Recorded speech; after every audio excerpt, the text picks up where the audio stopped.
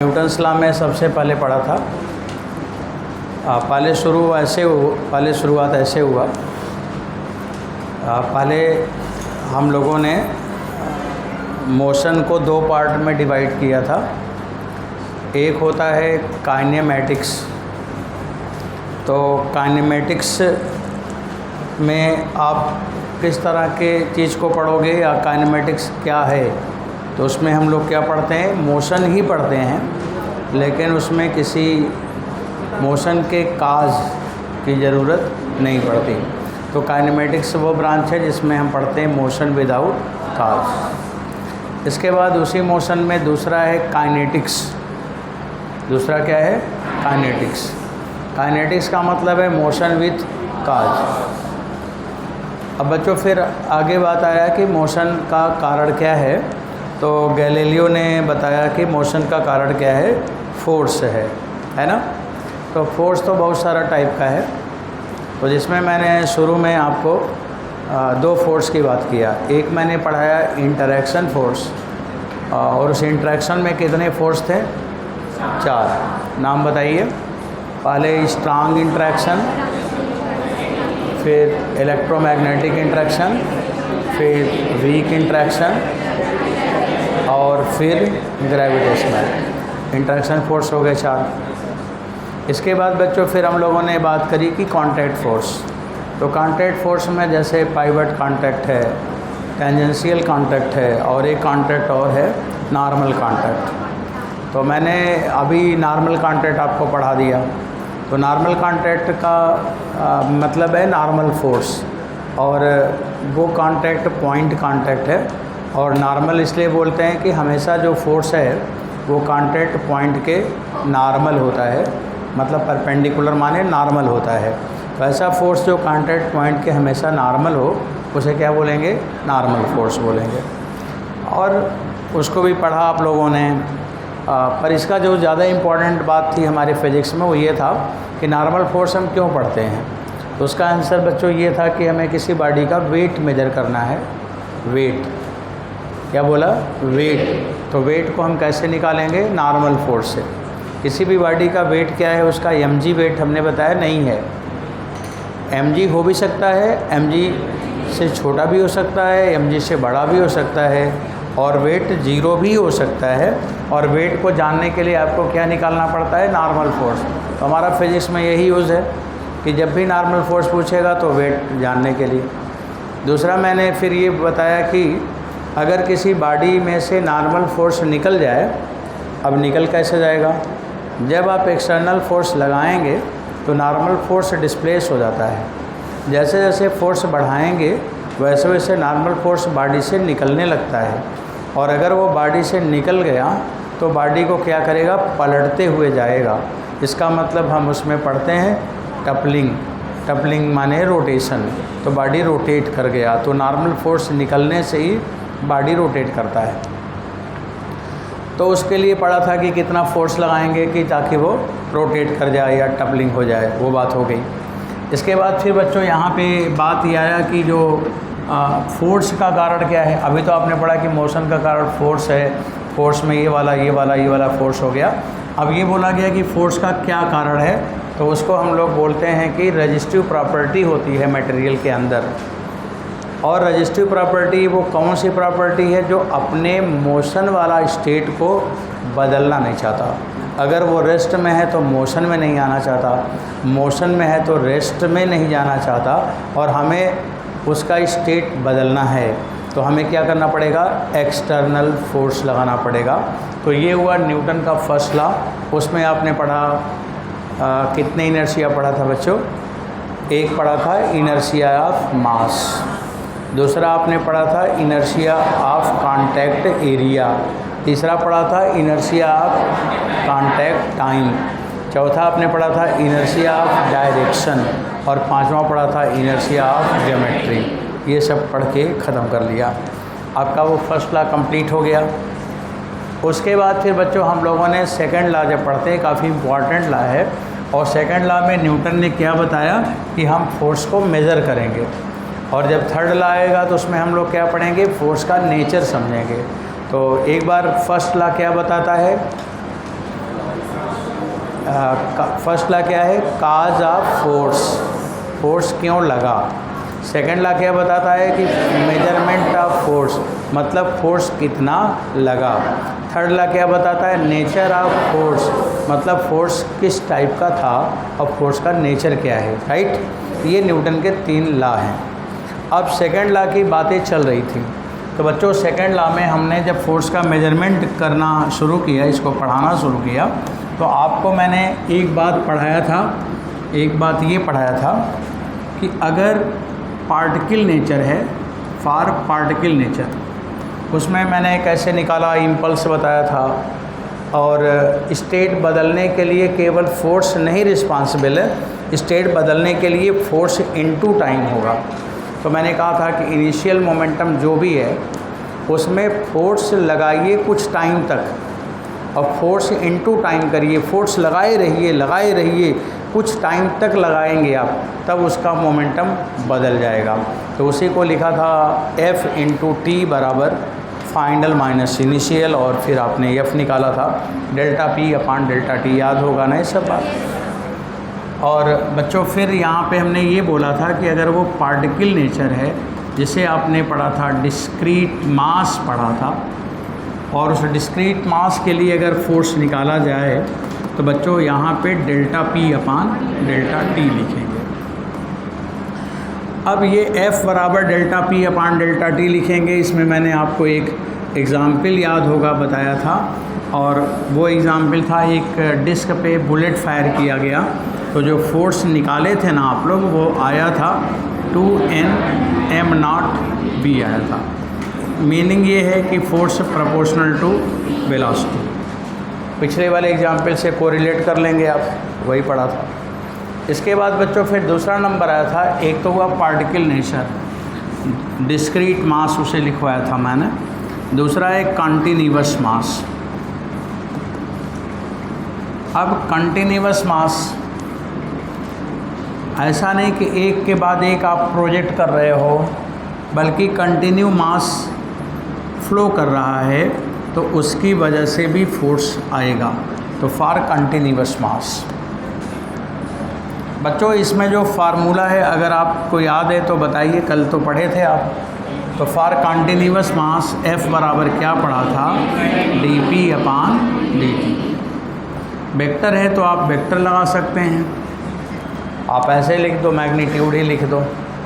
F बराबर dP by dt को हम लोगों ने कुछ ऐसे समझा था कि कंटिन्यूअस मास में सबसे बढ़िया एग्जाम्पल ये था कि मान लीजिए कि कोई एक ये पाइप है और इससे फ्लूइड का फ्लो होगा, और ये फ्लूइड बच्चों इस दीवार पे जाके टकराना है, इसको इस दीवार पे टकराएगा। अब जब दीवार पे टकराएगा तो यहाँ से फ्लूइड ऐसे निकला और आके टकरा गया। अब टकरा गया तो जब ये टकराएगा तो कितना फोर्स लगाएगा, मान लीजिए कि ये फ्लूइड v वेलोसिटी से जा रहा है और ये फ्लूइड की डेंसिटी कितनी है, रो, ये मान लिया गया। और कितने एरिया पे टकराया, इट इज़ इम्पॉर्टेंट। क्या इम्पॉर्टेंट है, कितने एरिया से निकला या कितने एरिया पे पहुंचा, कितने एरिया पे पहुंचा, कितने एरिया पे टकराया, उससे फोर्स आएगा ना। कितने एरिया से निकलेगा इससे नहीं मतलब है, कितने एरिया पे वो मास हिट करेगा उससे फोर्स आएगा। अब बच्चों मेरे को यहाँ पे फोर्स निकालना है, तो अब क्या करेंगे, फार्मूला ये लगा है dP बाई dt कंटिन्यूअस मास है, तो dP अपान dt के लिए जो कि d लिखा हुआ है, d माने छोटा सा पार्ट।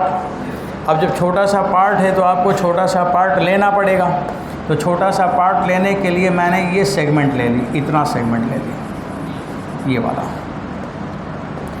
और इसकी लेंथ यहाँ से यहाँ तक मैंने dx ले ली। इतना पार्ट हम लोग ले रहे हैं बच्चों, इस इतने को मैंने पेंट किया है।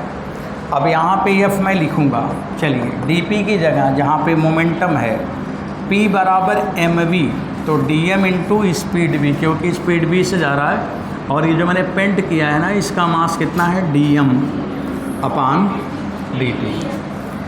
बच्चों आप लोग कल पूछ रहे थे कि dm कैसे निकाला, तो मास होता है वॉल्यूम इनटू डेंसिटी। इसका वॉल्यूम ज़रा बताना, वॉल्यूम होगा एरिया, ये एरिया इंटू dx, ये वॉल्यूम हो गया, और इसमें मल्टीप्लाई करोगे डेंसिटी का इंटू v अपान dt। तो बच्चों dx अपान dt हो गया वेलोसिटी, तो F बराबर a रो v स्क्वायर। तो देखो ये मैं इम्पॉर्टेंट बात ये सिखाना चाह रहा था कि फोर्स यहाँ पर भी है, फोर्स डिस्क्रीट मास में भी था। डिस्क्रीट मास में जब था तो वो v पे डिपेंड किया था, और जब कंटिन्यूअस मास है तो वो v स्क्वायर पे डिपेंड करेगा। अगर कंटिन्यूअस फ्लो हो रहा हो और उसमें टीचर पूछ ले कि स्पीड को डबल कर दिया जाए तो फोर्स कितना हो जाएगा, 4 टाइम्स हो जाएगा। तो ये मेरे दिमाग में होना चाहिए। आपसे कोई पूछे कि दोनों में क्या अंतर है, तो अंतर भी समझा सकते हैं, बता सकते हैं कि साफ साफ अंतर है। उसमें v का पावर 1 है, यहाँ पे v का पावर 2 है। अब और क्या अंतर चाहते हो, ये तो बड़ा अंतर यही दिख रहा है। तो ये फोर्स इस पर डिपेंड किया। अब मैं कुछ एग्जाम्पल लिखूँगा इस रिजल्ट का जो अभी आया हुआ है, इसका यूज़ करने के लिए। बच्चों एक बात और यहाँ पे बता दूँ, ये फोर्स है a रो v स्क्वायर। अगर कहीं पे फ्लूइड का फ्लो हो रहा है, पानी आ रहा है, तो हमें कभी कभी इसकी भी ज़रूरत पड़ती है कि पर सेकंड कितना पानी आ रहा है। उसका मेजरमेंट क्या है, वॉल्यूम फ्लो रेट। क्या मेजरमेंट है, एक होता है वॉल्यूम फ्लो रेट और एक होता है मास फ्लो रेट। यहाँ पे dm अपान dt माने मास फ्लो रेट है, और अगर dv अपान dt करोगे तो वॉल्यूम फ्लो रेट है। तो एक रिजल्ट यहाँ पे लिखेंगे, वॉल्यूम फ्लो रेट मैं अलग से निकाल रहा हूँ, वॉल्यूम फ्लो रेट, इसको भी लिखो आप बच्चों। वॉल्यूम फ्लो रेट को हम लिखेंगे कैपिटल Q। फ्लूइड मैकेनिक्स में वॉल्यूम फ्लो रेट को कैपिटल Q लिखा जाएगा। कैपिटल Q माने ये चार्ज नहीं है, इसीलिए उसका नाम लिखा है वॉल्यूम फ्लो रेट। अब वॉल्यूम फ्लो रेट मेरे को बच्चों लिखना है, तो वॉल्यूम फ्लो रेट कैसे लिखोगे, वॉल्यूम अपान टाइम, यही लिखोगे। वॉल्यूम फ्लो रेट हो गया। वॉल्यूम क्या है बच्चा लोग बताओ, area into length into time. अब ये हो गया वॉल्यूम फ्लो रेट, हो गया एरिया इंटू वेलोसिटी। ए और बी का मल्टीपल को हम लोग क्या लिखेंगे, क्यू। क्यू माने वॉल्यूम फ्लो रेट। अब क्यू बराबर ए बी आ गया। यहाँ पे आप चाहो तो v बराबर वेलोसिटी, फ्लूइड की वेलोसिटी लिखना होगा तो q अपान एरिया लिख सकते हो। इक्वेशन नंबर 2 हो गया।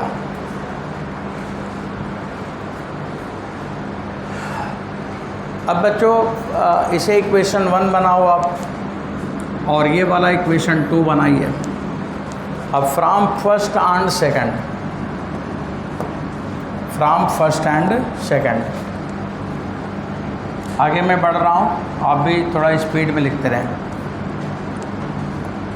फ्रॉम फर्स्ट एंड सेकंड,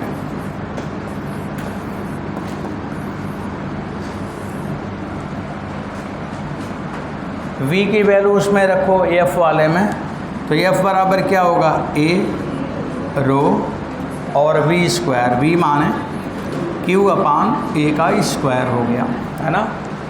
इसको सॉल्व कर लिया जाए।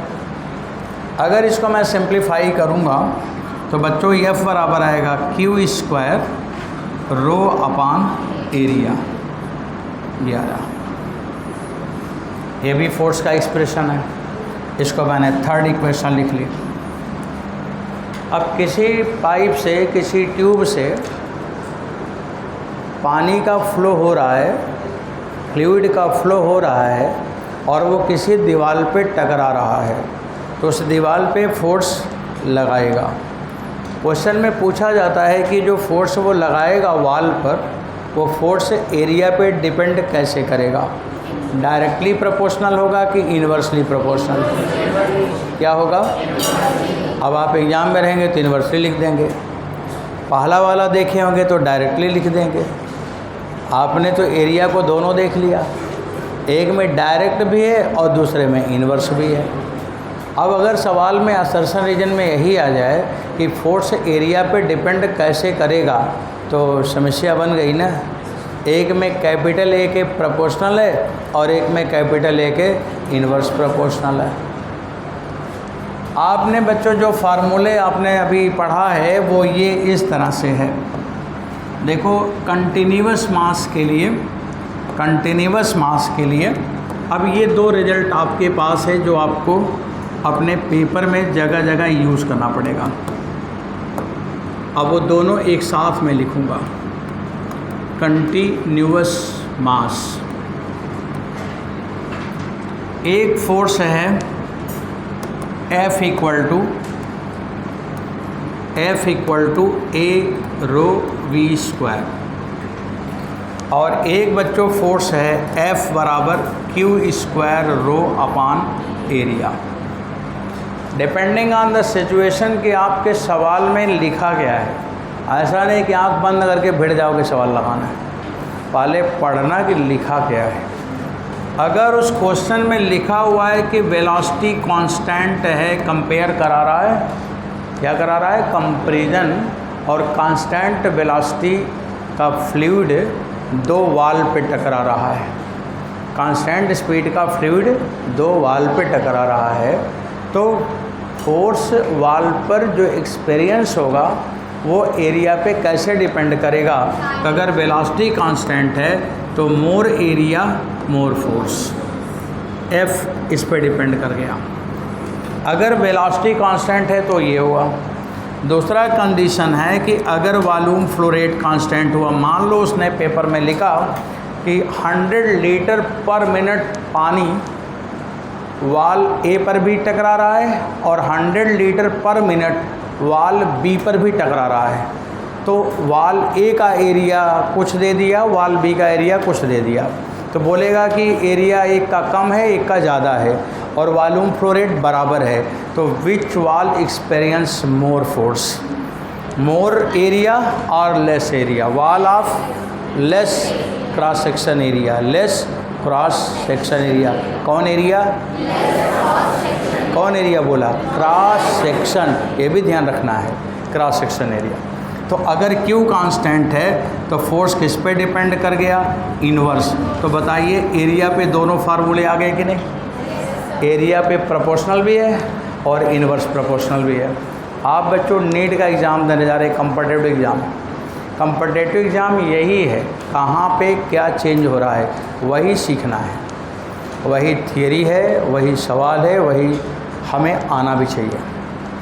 अब चलिए ये मैंने फार्मूले पे तो डिस्कशन कर ली, अब बच्चों कुछ एग्जाम्पल मैं बनाता हुआ चलूँ और आप बताते हुए चलें।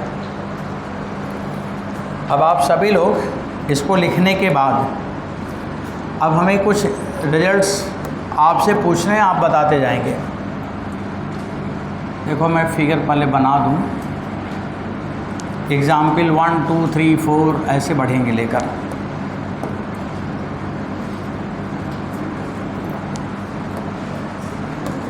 बच्चों इस क्वेश्चन पे कंसंट्रेट हो। अब आप किसी भी लाइन में कोई भी कन्फ्यूजन होगा ना तो आप वेट नहीं करेंगे, इमीडिएट पूछेंगे।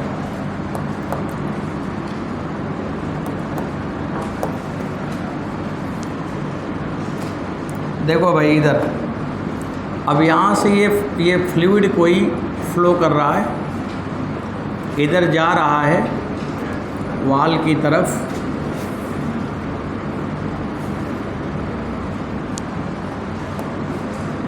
और ये वाल पे टकराएगा, ये टकरा,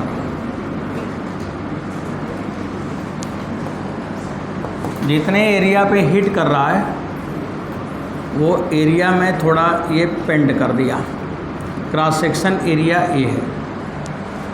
अब जब ये फ्लूइड फ्लो कर रहा है तो आपको अपने एग्ज़ाम में बैठे हैं तो क्या चेक करना है, वेलोसिटी दिया है कि वॉल्यूम फ्लो रेट दिया है, ये चेक करना है। ऐसा नहीं कि आंख बंद करके गोला भरने लगोगे, पहले देखना कि उसमें लिखा क्या है, वेलोसिटी लिखा है कि वॉल्यूम फ्लो रेट लिखा है, इसके बाद तब कौन फार्मूला लगाएंगे वो लगाना है आपको।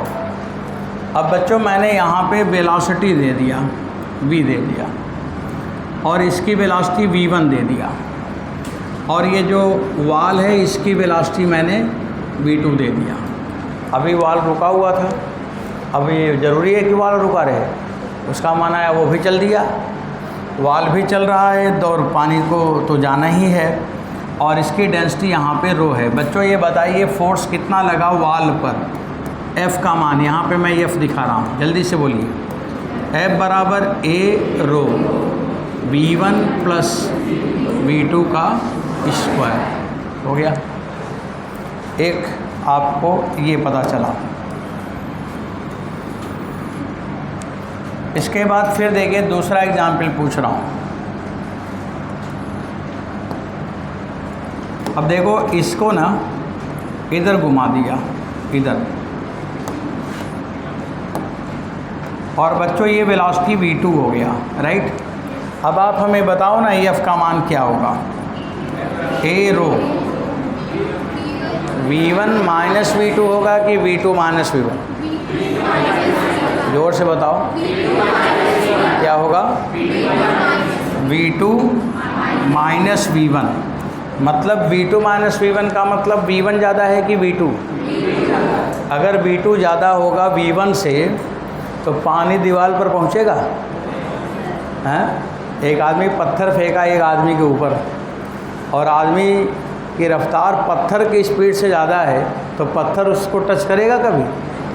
आप बताइए, आप बता रहे v2 माइनस v1 और एक लोग नहीं, सब लोग v2 माइनस v1, क्या v2 माइनस v1, क्या v2 माइनस v1।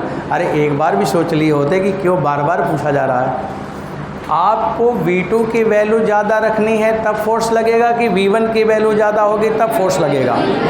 तो v1 की वैल्यू ज़्यादा होगी तब फोर्स लगेगा। तो यहाँ पे v2 माइनस v1 गलत हो गया ना। अब आपको यहाँ पे क्या लिखना है, v1 माइनस v2 स्क्वायर, और नीचे क्वेश्चन में नीचे ये भी लिखना है कि where v1 must be greater than v2। अब v1 v2 से बड़ा होना चाहिए, ये भी लिखना है, तभी फोर्स लगेगा ना, नहीं तो फोर्स कैसे लगेगा आप ही सोच के बताओ। तो ये फोर्स ऐसे लगेगा। अब बच्चों ये बताओ किसी वाल पर फोर्स पूछेगा इस तरह से तो बता पाओगे? फार्मूला याद हो गया? ठीक। अब मैं तीसरा एग्जाम्पल दे रहा हूँ। तीसरा एग्जाम्पल आपको बताना है। अब 1 2, अब पहला वो है, दूसरा ये, ऐसे नंबर भी डाल सकते हैं आप। वो आर्टिकल था, अब एप्लीकेशन चल रहा है, फर्स्ट सेकंड, अब थर्ड मैं इधर थोड़ा समझाता हूँ। थर्ड, तो आप लोग इंटेलिजेंट स्टूडेंट हो, एक बार समझ लेना कि क्या बोल रहा हूँ ना, तब बोलना चाहिए। यही हैबिट आपका एग्ज़ाम में भी होना चाहिए। तुरंत परेशान नहीं होना है, पहले समझ लो फिर तो आंसर आएगा ही। अब चलिए देखिए, ये मैंने ये पाइप बना रहा हूँ, अभी बना ही रहा हूँ।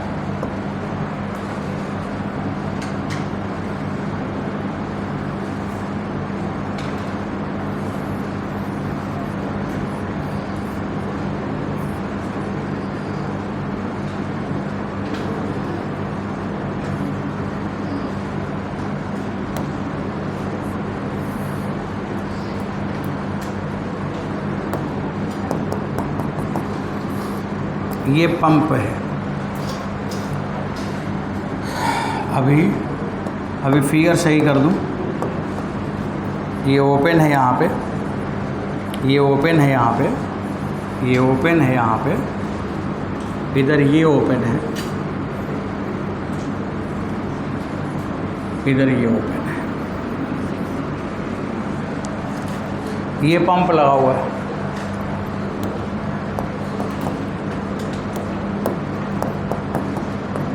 ये पानी निकाल के बाहर फेंक रहा है। इसका क्रॉस सेक्शन, इसका एरिया दिया है कैपिटल है और सभी जगह एरिया बराबर है।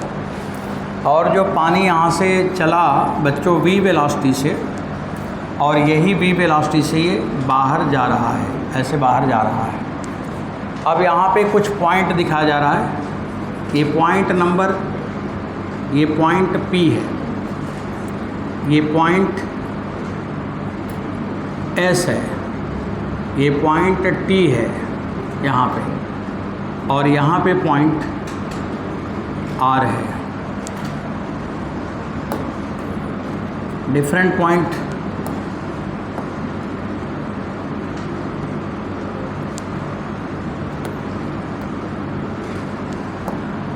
यहाँ पे इस जगह पॉइंट ही है। सारे पॉइंट का लोकेशन चेक कर लो। ये point P,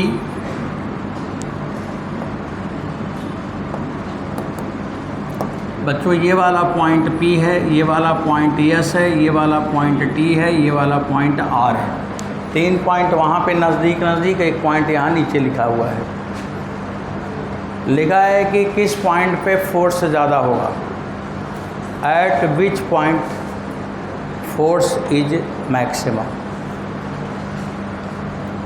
force is maximum, ज़्यादा फोर्स लगेगा at point P। Option B at point S। Option C at point T। Option D at point R।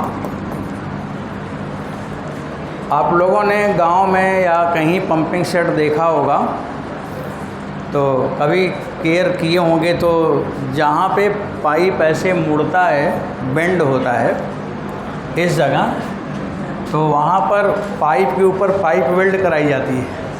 कोई देखा है? हाँ, उसके ऊपर पाइप की वेल्डिंग कराई जाती है। अब जो बुद्धिमान लोग हैं वो पाइप की वेल्डिंग करा लेते हैं, और नहीं तो बाद में उनको अकल होता है। अब आपको ये बताना है कि फोर्स मैक्सिमम कहाँ पे है, और जब आप बताएंगे यहाँ पर तो मैं बोलूँगा कितना, अभी ये भी बोलूँगा कितना, आप जैसे बोलेंगे यहाँ पर वैसे मैं बोलूँगा कितना, मतलब तुरंत वैल्यू बताना रहेगा। जो फ्लूइड है बच्चों उसकी डेंसिटी कितनी है, रो, तो ये v वेलोसिटी से फ्लूइड रो डेंसिटी का आगे जा रहा है। वो बंद हो गया होगा ना, स्क्रीन बंद हो गया होगा ना, तो उसको बुला के इसको बोलिए ठीक कराएं। अब देखो बच्चों, ये v वेलोसिटी से फ्लूइड बाहर जा रहा होगा वहाँ से, तो यहाँ पे थ्रस्ट लगेगा। बड़े ध्यान समझिएगा, जब ये पानी यहाँ से निकलेगा, तो जब पानी बाहर निकलेगा, फ्लूइड बाहर निकलेगा, तो उसका थ्रस्ट यहाँ लगेगा इस जगह। जैसे कोई बैलून हो और उसमें पिन चुभोइए, और जैसे बैलून से हवा उधर निकलेगा तो बैलून वहीं रहेगा कि हवा के डायरेक्शन में भागेगा? हवा के डायरेक्शन में भागता है, हवा के पीछे भागता है। तो जब उसमें हवा निकला ईस्ट में तो बैलून भागा वेस्ट में, तो ऐसे पानी निकला उधर बालसन की ओर तो फोर्स लगा अल्लाहपुर की ओर। समझ आई बात? अब इधर से पानी जब निकलेगा यहाँ से जैसे ये पानी का फ्लो इधर आया तो वैसे इसका थ्रस्ट यहाँ लगा। और बच्चों जो थ्रस्ट यहाँ पे लगेगा उसकी वैल्यू होगा a रो v स्क्वायर, ये लगेगा। समझ आ रहा है? अब अगर ये क्लैंप से टाइट नहीं होगा पाइप, तो फिर ये फोर्स क्या करेगा? पीछे की ओर धकेलेगा, पीछे की ओर जाके टकराएगा। कहीं आदमी होगा तो सर फोड़ देगा, अस्पताल चला जाएगा आदमी, यही तो होगा। और अगर ये नहीं टाइट होगा तो क्या करेगा? पीछे तो भागेगा, और पीछे भागेगा तो पाइप भी बेंड हो जाएगा। इसलिए पहले पंप चलाने के पहले इसको पहले टाइट कर देना दीवार में, नहीं तो ये पीछे फोर्स लगेगा और वो डैमेज करेगा। एक फोर्स ये लगा। दूसरी बात सुनो बच्चों, ये जो पानी का फ्लो है ना, ये जाके सीधे यहाँ टकराया है। ये जो पानी का फ्लो है जो ऊपर जा रहा था वो सीधे आप देखो यहाँ पे टकराया, इस जगह टकराया, और ये डायरेक्ट फोर्स है, वो उसका थ्रस्ट है। और ये क्या है? इम्पैक्ट। इसे क्या बोलते? इम्पैक्ट। इसे क्या बोलते? थ्रस्ट। ये थ्रस्ट है और वो इम्पैक्ट है। सीधे फोर्स लगा। अब जब सीधे फोर्स लगा तो ये फोर्स कितना हुआ, ए रो वी स्क्वायर। ये भी फोर्स हो गया ए रो वी स्क्वायर। अब ये ए रो वी स्क्वायर और ए रो वी स्क्वायर दोनों किस एंगल पर है, 90, और उस 90 का रिजल्टेंट 90 डिग्री पे जो फोर्स लगा है उसका रिजल्टेंट इधर गया, और जब इधर गया तो ये फोर्स कितना हुआ, ए रो वी स्क्वायर और √2। अब आपको दिख रहा होगा ना कि वेयर फोर्स इज मैक्सिमम। तो बच्चों फोर्स मैक्सिमम कहाँ पे है, एस पर है। जब ये पंप चलेगा तो सबसे ज़्यादा फोर्स यहाँ पे लगेगा। यहाँ पे डैमेज होने का चांस ज़्यादा है। यहाँ पे अगर ये होल 3 जगह कर दिया जाए तो सबसे तेज़ पानी यहीं से निकलेगा। यहाँ से पानी निकलेगा तो बहुत दूर तक जाएगा, क्योंकि वहाँ पे फोर्स क्या है, ज़्यादा, और यहाँ पे फोर्स है सबसे कम। वहाँ कोई फोर्स ही नहीं है, यहाँ पे फोर्स ही नहीं है। यहाँ अगर थोड़ा सा होल भी कर दो तो भी कुछ बात नहीं है, पानी चलता रहेगा। तो इसलिए सबसे ज़्यादा फोर्स ऊपर वाले तीनों पॉइंट पे लगेगा। But at which point is maximum, बच्चों आंसर कौन सा हुआ, पॉइंट एस। ये सवाल नहीं समझ आ रहा क्या? चलिए ये सवाल समझ आ गया। क्वेश्चन नेक्स्ट बच्चों, आगे बढ़ते हैं।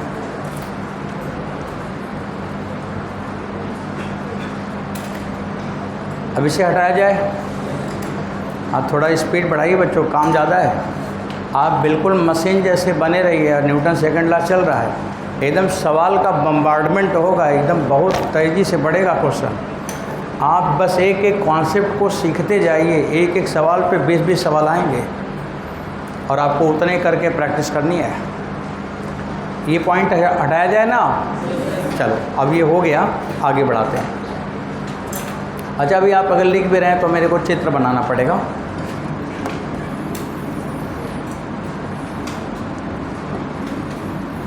बच्चों एक सवाल आपसे मैं और पूछ लूं। देखो यहाँ पे अगला सवाल कुछ बना रहा हूँ।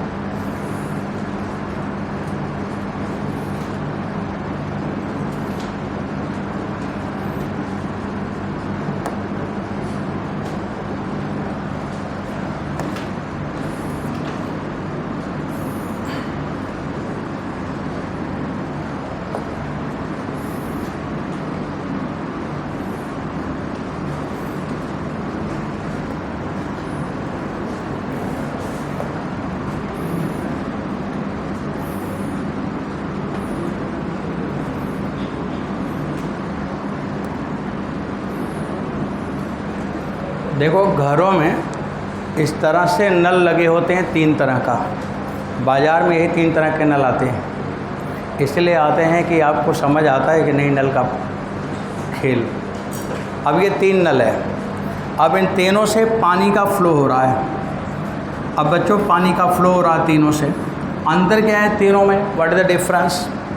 एरिया A1 है, एरिया A2 है, एरिया A3 है। एरिया सबसे ज़्यादा बच्चों A3 है, उससे थोड़ा कम A2 है, और A1 सबसे कम है। जब पानी इधर से निकलेगा तो इसके ऊपर फोर्स लगेगा, F1 लगेगा, फोर्स उधर ही लगेगा। और बच्चों इसके ऊपर फोर्स लगेगा, F2 लगेगा, और इस पे फोर्स लगेगा, F3 लगेगा। F1, F2, F3 तीनों पे लगेगा। आपसे पूछा है कि कौन सा फोर्स ज़्यादा होगा, which force is more, F1 और F3? बीच वाले को जाने दो, पहले और आखिरी में ही होगा कोई छोटा बड़ा। तो कौन सा ज़्यादा है, F1 की F3? कितने लोग बता रहे हैं F1 और कितने लोग बता रहे हैं F3? बाकी लोग कुछ और बता रहे हैं क्या? अच्छा बाकी लोग बता रहे हैं F2 पे ज़्यादा लगेगा, यही वाला। अच्छा बच्चों इसमें कौन सा फोर्स ज़्यादा होगा?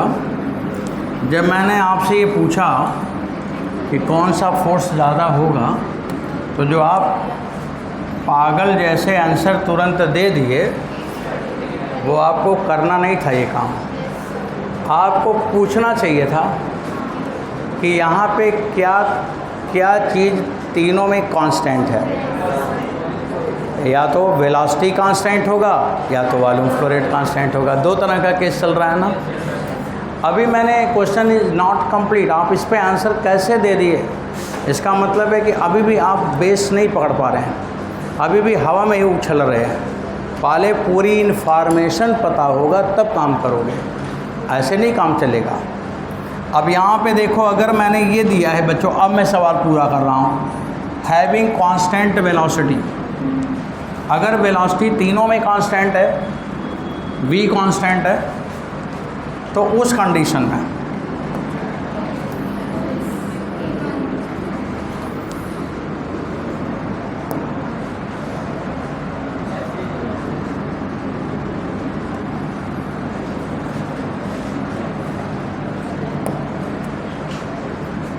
देखो दोनों सवाल यहाँ पे मैं बना रहा हूँ बच्चों, आंसर निकाले बट आप नॉइज़ नहीं, एकदम शांत रहें। अब देखिए यहाँ पे दो तरह का सिचुएशन है, एक में वेलोसिटी कांस्टेंट होगा तो एक में वॉल्यूम फ्लो रेट कांस्टेंट होगा। दो अलग अलग सवाल हो गया, पहला सवाल ये हो गया, दूसरा सवाल ये हो गया। अब इसमें फोर्स को हमें दिखाना है। अब देखो दोनों के लिए फोर्स का हम बात कर रहे हैं।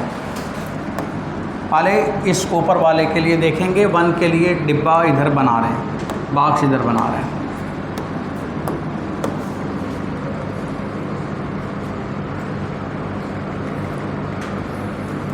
यहाँ इसमें F बराबर a रो v स्क्वायर लगेगा, a रो v स्क्वायर, और एरिया कांस्टेंट नहीं है, वेलोसिटी कांस्टेंट है, तो बच्चों F प्रोपोर्शनल टू एरिया लगेगा। अब यहाँ पे मैं देख रहा हूँ A1 से ग्रेटर है, A2 से ग्रेटर है A3, हैंस F1 से ग्रेटर होगा F2 और F2 से ग्रेटर होगा F3। मतलब ऐसे कंडीशन में तीसरा वाला नल लगवाना खतरनाक है, क्योंकि वो तीसरा वाला जो नल होगा, रोज़ जिससे कनेक्ट करोगे, जहाँ पे कनेक्शन होगा, जहाँ पे उसको जोड़े होंगे, वहाँ पे फोर्स की वजह से वो बार बार ब्रेक होता रहेगा।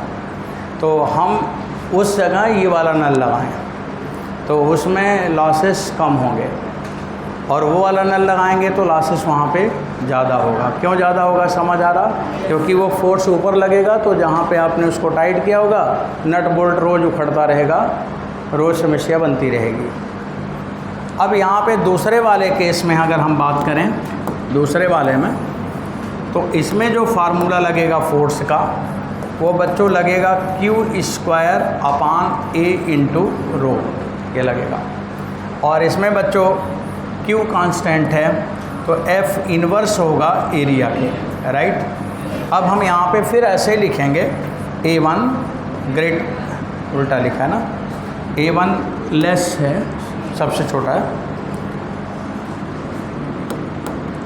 A1 से बड़ा है A2 और सबसे बड़ा है A3। अब बच्चों अगर ये एक इन्वर्स है ना, तो अब आप यहाँ पे लिखोगे, आप बताओ मेरे को ज़रा सभी लोग, तो F1 greater than F2 and greater than F3। अगर वॉल्यूम फ्लो रेट कांस्टेंट है तो ये नल नहीं लगवाना, और वेलोसिटी कांस्टेंट है तो वो नल नहीं लगवाना। बीच वाला नल सब जगह लगता है, सरकारी नल जो होते हैं बीच वाला ही होता है, वो ऐसे लगा देता है, वो बोलता है कि वो चाहे जो करो सब ठीक है। और जो डिज़ाइन वाले होते हैं उनको समझ के डिज़ाइन बनानी चाहिए, किसी का नकल नहीं करना चाहिए, अकल लगाना चाहिए। तो ये तीनों केस समझ आए बच्चों, दोनों केस समझ आया? इसमें कोई किसी को कन्फ्यूजन तो नहीं है? चलिए अब आपके लिए आखिरी सवाल आता है, इसके बाद फिर कोई और बात बताएंगे। इसे मैं शिफ्ट किया, आप इसे समझ के लिख पढ़ के फिर तैयार हो जाएं।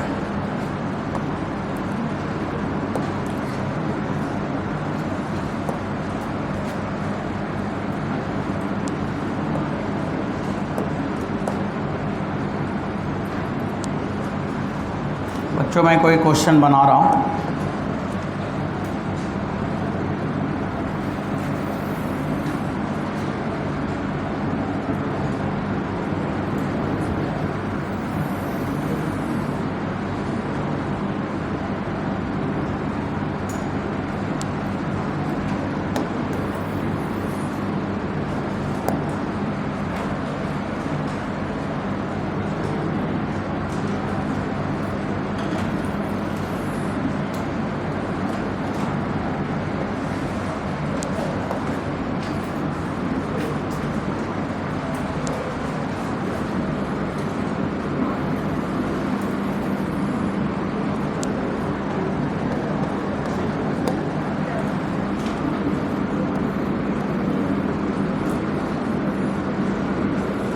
आप देखिए इस सवाल को, देखिए बच्चों, आपस में कोई डिस्कशन ना करें। एग्ज़ाम अच्छा करना है और सिलेक्शन लेना है, और मैकेनिक्स ऐसा फिज़िक्स का पार्ट है कि अगर नहीं आया तो बच्चों पूरी फिज़िक्स नहीं आएगी। जिसको मैकेनिक्स नहीं आता उसको फिज़िक्स कुछ भी नहीं आता, और जिसको मैकेनिक्स आता उसका सारा फिज़िक्स अपने आप आता है। ये सारे ब्रांच का मेन ब्रांच है चल रहा है, इसलिए यहाँ पे शांत ही रहेंगे ना तो सीख पाएंगे।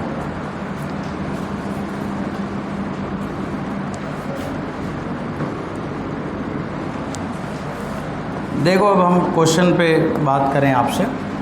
बच्चों ये इस तरह से मैंने एक पाइप लिया और इसमें ये पानी का फ्लो हो रहा है Q, और क्रॉस सेक्शन एरिया इसका भी A है, क्रॉस सेक्शन एरिया इसका भी A है, और क्रॉस सेक्शन एरिया इसका भी है। तो आप समझ गए ना, Q और V दो मैं बोल रहा हूँ, तो इसमें क्या बोला, Q माने वॉल्यूम फ्लो रेट दिया है। और जो फ्लूइड है बच्चों उसकी डेंसिटी रो है। इस ट्यूब पर, ये ट्यूब नंबर 1 है, यहाँ पर भी यही बात हो रही है। ये पाइप है और क्रॉस सेक्शन एरिया A है, इसका भी क्रॉस सेक्शन एरिया A है, इसका भी क्रॉस सेक्शन एरिया A है, और बच्चों इसमें भी वॉल्यूम फ्लो रेट Q है, और डेंसिटी कहाँ पे लिखा है, रो, यहाँ पे रो हो गया, और ये ट्यूब नंबर 2 है। ओके, हम यहाँ पे ऐसे डॉटेड लाइन बना रहे हैं, देखिए आप ऐसे, इसके बीच का एंगल कितना दिखाया जा रहा है, 90। ऐसे डॉटेड लाइन बना हुआ है, ऐसे पेपर में भी बना रहेगा। जो टीचर को एंगल देना होगा देगा, और नहीं देना होगा तो फिर नहीं बनाएगा। यहाँ पर भी 90 है। अब बच्चों सवाल आपसे ये पूछा है कि ट्यूब 1 और ट्यूब 2 पर फोर्स लगेगा। ट्यूब 1 पे जो फोर्स लगा, इधर F1 लगा, और ट्यूब 2 पे जो फोर्स लगा बच्चों, इधर F2 लगा। इधर F1 लगा, इधर F2 लगा। तो क्वेश्चन है, पहला सवाल तो है कि विच वन इज मोर। पहला आसान सवाल अगर टीचर ने दिया आप लोगों को बच्चा समझकर, छोटा बच्चा समझकर, तो यही बोलेगा कि which one is true, which one is true. Option दे देगा F1 greater than F2, option B दे देगा F1 less than F2, option C दे देगा F1 बराबर F2। और अगर वो नया टीचर जो नई कमेटी बनी है एग्ज़ाम वाला, अगर वो देगा तो ये नहीं देगा, कतई नहीं देगा। वो सीधा वैल्यू पूछेगा कि F1/F2 है, और 3 ऑप्शन नीचे देगा। बस यही एग्ज़ाम में अंतर है। अब यहाँ काम चल जाता था कुछ गेस उस करके, लेकिन अब जब पेपर आएगा तो गेस वाला काम चलेगा ही नहीं, क्योंकि हर जगह वैल्यू लिखना पड़ेगा आपको, कैलकुलेटेड वैल्यू देना पड़ेगा, और अगर निकालना नहीं आएगा तो नंबर अपने आप घट जाएगा, सीधे सीधे गायब हो जाएंगे सवाल। अब बच्चों ट्राई करेंगे इस सवाल को लगाने के लिए। सारी इन्फॉर्मेशन अवेलेबल है। यहाँ पे ग्रेविटी का इफ़ेक्ट हमें नहीं लेना है, केवल वॉल्यूम फ्लो रेट वाली बात करनी है। अब इसका आंसर निकालेंगे, देखते हैं कौन सही आता है। हमारा ये वाला बॉक्स वाला है कि what is the ratio between F1 and F2। Ratio बताना है F1 और F2 का। बच्चों आप लोग सबसे अच्छे स्टूडेंट हो, सबसे तेज़ बच्चों का बैच, इंटेलिजेंट, एकदम शांत होके काम करने वाला है। आप थोड़ा इस पे फोकस करेंगे।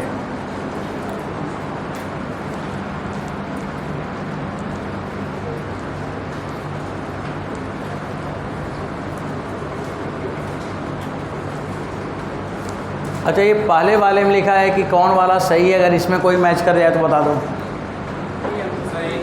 ऑप्शन ए सही है, मतलब F1 बड़ा है F2 से। ठीक है, ए सही है ना। चलिए बच्चों, मैं इसी को सही मानता हूँ जो छोटा वाला सवाल है। आपका टाइम थोड़ा कम लगे, कुछ हम ही समझाएंगे, आगे भी पढ़ना है आपको। अच्छा चलिए, ये तो बात पहले समझ आ जाए कि कौन छोटा है कौन बड़ा है। न्यूमेरिकल वैल्यू जाने दो। आप लोग कितने लोग बता रहे हो कि ऑप्शन ए सही है, ऑप्शन ए इज राइट? जिनको भी आइडिया लग रहा हो बच्चों, आपके क्लास से 10-12 लोग बता रहे हैं। ऑप्शन बी बताने वाले कुछ ज़्यादा पॉजिटिविटी के साथ आंसर बता रहे हैं। ऑप्शन सी गड़बड़ है, ठीक किया, वो कॉमन सेंस है कि बराबर कैसे होगा। अब ए और बी में देखिए 5-6 लोगों ने ये बताया, 4-5 लोगों ने ये बताया, और बाकी लोग समझ नहीं पा रहे कि बोलें तो क्या बोलें। कोई बात नहीं है, आप बोलिए, आराम से बोलिए, मैं बोलवा रहा हूँ ना, कैसे बोलोगे। अब देखो, मैं एक एक सवाल को लगाऊंगा, एक एक सवाल को मैं इसको पहले करूँगा फिर उसको करूँगा। पहले मैं F2 की बात करूँगा फिर F1 की बात करूँगा, क्योंकि F2 मेरे सामने मेरे पास दिख रहा है। अब बच्चों बिल्कुल आप लिखेंगे नहीं, थोड़ी देर तक सुनेंगे। अभी देखिए यहाँ पे जो फोर्स है ना F बराबर क्या होगा, Q square rho upon area. There will no change in rho and A. ये देखो तीनों जगह ए लिखा हुआ। अब डिफरेंस इज व्हाट, अगर यहाँ पे 10 लीटर पानी गया तो यहाँ से 10 लीटर तो नहीं आना, यहाँ से 5 ही लीटर आना है, Q/2 आना है। और यहाँ से भी बच्चों कितना आएगा, 5 लीटर ही आना है, Q/2 ही आना है। एरिया इक्वल है तो पानी दोनों में बराबर ही आएगा। A/2 भी होता तो भी पानी बराबर ही आता, इतना इधर से आता उतना उधर से आता, लेकिन ए बदलने से वैल्यू बदल जाता। तब हमारे लिए तब इंजीनियरिंग का सवाल हो जाता, जिसमें बच्चा 2 चीज़ को देखेगा, क्यू भी देखेगा और ए को भी देखेगा। और मेडिकल का बच्चा एक ही चीज़ देखता है। यही है इंजीनियरिंग और मेडिकल एंट्रेंस में थोड़ा डिफरेंस। उसमें ज़्यादा वेरिएबल दिखाता है और आपको एक आध दिखाता है। यहाँ एक ही दिखाया गया है, क्यू को दिखाया गया है। अब देखिए, जब ये फ्लूइड इधर निकलेगा, इधर बच्चों जब ये फ्लूइड निकलेगा इधर, जिधर देख रहे हैं उधर, तो फोर्स लगेगा इधर, थ्रस्ट ऐसे। और जब ये इधर निकलेगा तो फोर्स लगेगा ऐसे, थ्रस्ट। और जब ये इधर जाके सीधे टकराएगा तो ये इम्पैक्ट, डायरेक्ट। समझ आया? अब यहाँ पे फोर्स F1 है तो यहाँ पे फोर्स F2 होगा और यहाँ पर भी फोर्स F2 होगा। Both force F2 will be equal, right. अब ये F1 की वैल्यू ये है, दिस इज द F1, और F2 की वैल्यू क्या होगा, कोई बताएं। Q की जगह Q/2 रो A। बच्चों F2 इक्वल टू F1/4। ये समझ में आया? क्योंकि Q/2 हो जाएगा तो उसका स्क्वायर करोगे तो 1/4 हो जाएगा। तो ये 2 फोर्स समझ आ गया। अब ये दोनों के बीच का एंगल कितना है, 90। वेक्टर पढ़ा है, वेक्टर बहुत दिन तक पढ़े थे। अब बच्चों वेक्टर आपने पढ़ा है, इसलिए इस पे जो नेट फोर्स होगा F नेट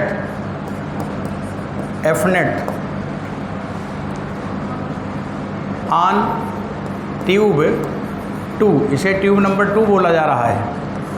तो F नेट ऑन ट्यूब 2, तो बच्चों F नेट बराबर क्या होगा, F net equal F1 plus F2√2। 90 degree का तो रिजल्टेंट आता है ना, कि हर जगह समस्या चलती है, ये पता है ना। तो F1 प्लस F2√2 लिखा। अब बच्चों F1 और F2 दोनों को मैं सम करूँगा। देखो यहाँ पे मैं लिख रहा हूँ ना, आगे लिख रहा हूँ। अब ये F1 को और F2 को लिखो बच्चों लोग। क्या लिखोगे, F1 is F1, no problem. F2 is F1/4 and √2, right. अब बच्चों यहाँ से आप F1 कॉमन ले लो, 1 प्लस √2/4, सही है। आप चाहो तो F1 की ये वैल्यू रख लो क्यू स्क्वायर रो अपान ए यहाँ पर, तो आपको एफ नेट आ जाएगा। वैल्यू तो फाइनली लिखना है मेरे को। अब मैं बच्चों इसके नीचे फिर लिख रहा हूँ। इस बार आप वैल्यू ज़रा बताना सभी लोग। तो एफ नेट बताओ, F1 क्या था बच्चों? क्यू स्क्वायर रो अपान ए। ऐसे बार बार बोलोगे ना तो याद हो जाएगा। अभी आपको दोबारा नहीं याद करना पड़ेगा, पूरे लाइफ तक याद ही रहेगा। 1 + √2/4 आप लिख सकते हैं 1/2√2। ये एफ नेट आ गया। किस पे आ गया? ट्यूब नंबर 2 पर, ऑन ट्यूब नंबर 2। ये है ट्यूब 2 पर। अब एक बार पूरे लोग सब लोग इसको देख लो, और कहीं कोई कन्फ्यूजन आपको लगे तो पूछ सकते हैं। पूरा क्लास के लोग बताइए, सबको ठीक है? नहीं समझ आ रहा? समझ आया? तो बच्चों ये समझ आ गया। ये हमने एफ नेट निकाल ली ट्यूब नंबर 2 पे। अब ट्यूब नंबर 1 की तरफ जाएंगे आप बच्चों। उधर आप लोग का लाइट ऑफ हो गया ना, उसको बुलाइए, उनको बोलिए अंदर बैठो, और जब जब ऑफ हो तो उसे चला दिया करें। उनको ऑफिस वालों को 2-3 लोगों को पकड़ के ले आओ, यहाँ बैठा लो।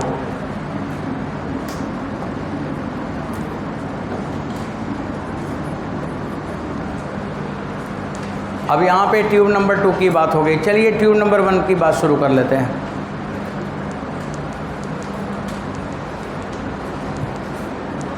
स्पीड बच्चों थोड़ा तेज़ करें, तेज़। अभी देखो, मैंने ट्यूब नंबर 1 की बात बोल रहा था शुरू करने के लिए। आपकी क्लास में 2-3 बच्चे वो अपना कर रहे हैं, कैलकुलेशन उधर का शुरू कर लिए हैं। आज यही अच्छी चीज़ है कि आपका सवाल हो जाए तो टाइम नहीं वेस्ट करना है, आगे बढ़ते जाना है और स्पीड बढ़ाते जाना है।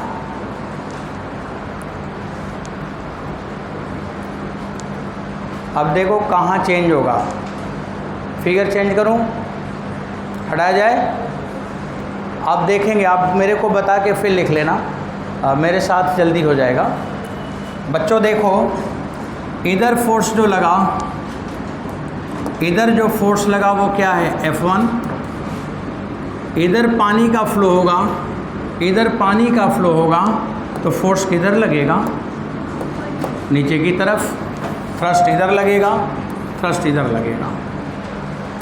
इधर वाला फोर्स क्या हो जाएगा? F2, और F2 बराबर क्या है? F1/4। इधर भी लगेगा F2, वो भी F1/4 है।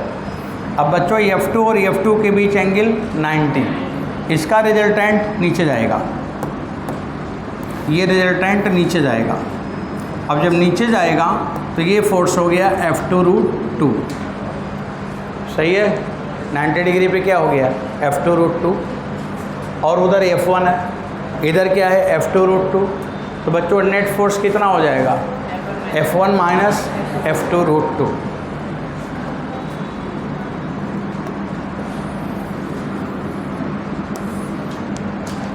अब यहाँ पे आप लिखोगे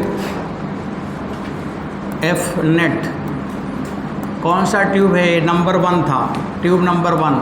तो इसकी वैल्यू आप लिखोगे F1 - F2√2, और F2 की वैल्यू यहाँ पे है, तो F1 - F1/4√2। बच्चों F1 1 - 1/2√2। F1 का मान क्यू स्क्वायर रो ए 1 - 1/2√2। तो जितना उसमें प्लस है उतना इसमें माइनस है।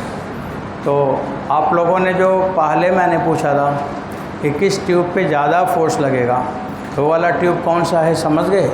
ट्यूब नंबर 1 है कि ट्यूब नंबर 2 है? ट्यूब नंबर 1 उधर का था और ट्यूब नंबर 2 इधर का था। ठीक है? तो किस पे ज़्यादा फोर्स लगेगा आपने देखा, इस पे कम लगेगा और उस वाले पे ज़्यादा लगेगा। अगर मैंने पूछा होता कि रेशियो बताओ, तो रेशियो अब निकल जाएगा, रेशियो भी आ जाएगा, फोर्स की वैल्यू भी आ गया। एग्ज़ाम में आएगा तो अब आपका टाइम बचेगा, क्योंकि न्यूमेरिकल वैल्यू पूछेगा तब तो कैलकुलेशन थोड़ा करना है, और नहीं पूछा तो डायरेक्ट टिक करना है कि कौन ज़्यादा है कौन कम है।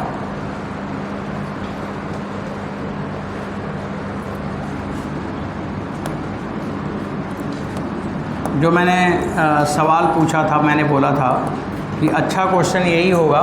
तो बच्चों यहाँ मैं लिखूँगा F net on tube 1 divided by F net on tube 2। इसको डिवाइड करना है। जब आप डिवाइड करोगे तो क्यू स्क्वायर रो बाई ए दोनों में कैंसिल हो जाएगा। यहाँ पे बचेगा 1 + 1/2√2 और यहाँ पे आएगा 1 - 1/2√2। ये हो जाएगा 2√2 + 1। उल्टा लिख दिया गया। अच्छा, ऊपर वाला माइनस है ना, वाला इधर वाला। तो 1 - 1/2√2 और डिवाइडेड बाई 1 + 1/2√2। बच्चों आगे लिखोगे आप 2√2 - 1/2√2 + 1। ये आंसर आ गया।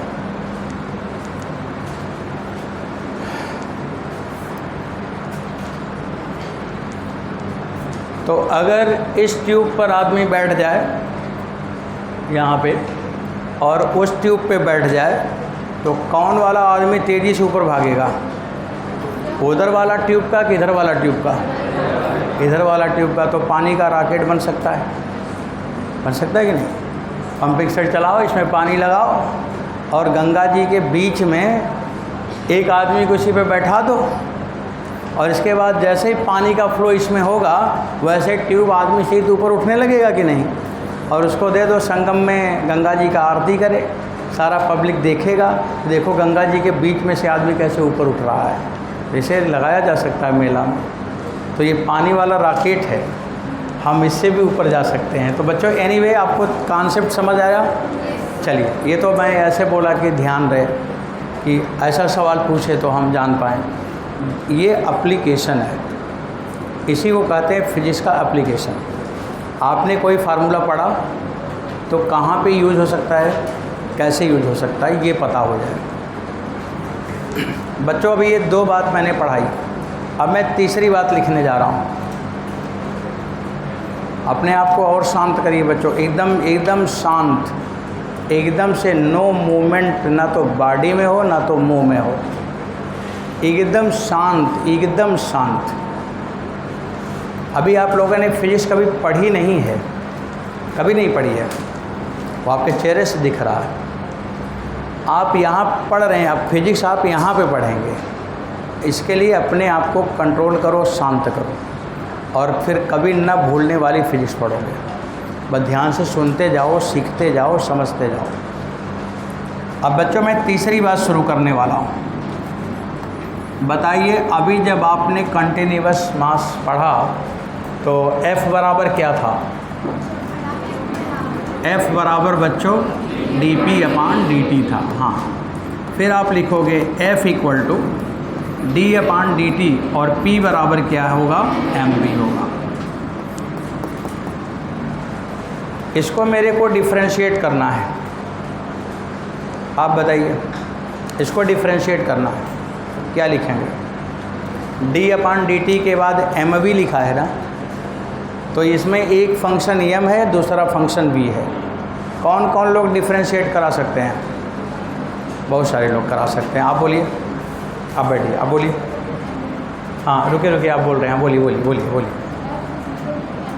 हाँ, m आ गया, फिर ना, अब बैठ जाओ, अब बोलो। हाँ, m dv/dt plus v dm/dt। क्या आप भी यही बताना चाह रहे थे?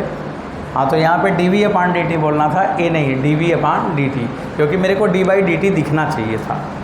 तो बच्चों ये हो गया, इसका ओपन कर दिया मैंने। ये भी तो एक फार्मूला है कि नहीं? फार्मूला अगर जो भी बोर्ड पे लिख दिया जाए तो फार्मूला ही है, ये भी फार्मूला है। पर ये लगाओगे कहाँ बच्चों? ये लगाओगे कहाँ? ये वहाँ लगेगा जहाँ वेलोसिटी भी बदलता हो और मास भी बदलता हो। ऐसा एग्जाम्पल रॉकेट का मोशन, जब रॉकेट ऊपर जाता है ना तो उसका फ्यूल निकलता रहता है ना, तो उसकी मास क्या है, चेंज हो रहा है और वेलोसिटी लगातार बढ़ता रहा, तो वहाँ पे वेलोसिटी भी बदल रहा है और मास भी बदल रहा है।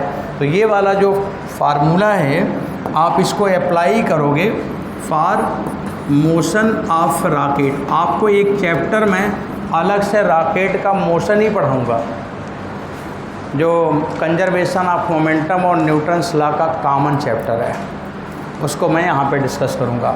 तो यहाँ पे लिखा गया फॉर मोशन ऑफ रॉकेट। बच्चों ये रॉकेट का मोशन है, जब रॉकेट का मोशन पढ़ेंगे तो इसे यूज़ करेंगे। 3 बात हो गई। अब 4th नंबर आता है। 4th नंबर, अब जैसे मान लो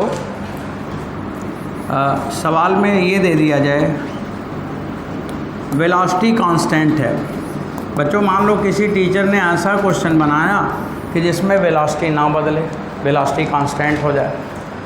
अब अगर वेलोसिटी कांस्टेंट हो जाए तो एफ़ का मान क्या होगा, तो एफ़ बराबर क्या हो जाएगा, ये तो 0 हो जाएगा, तो v into d m upon d T.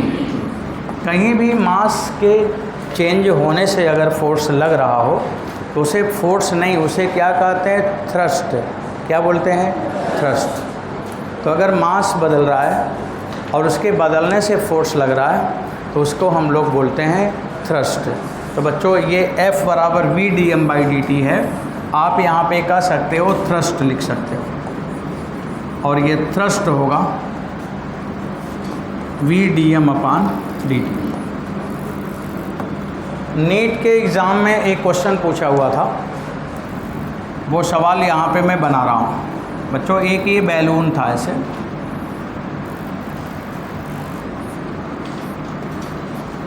और यहाँ से लिखा है कि इस बैलून में पिन होल किया गया, तो air ejected at the rate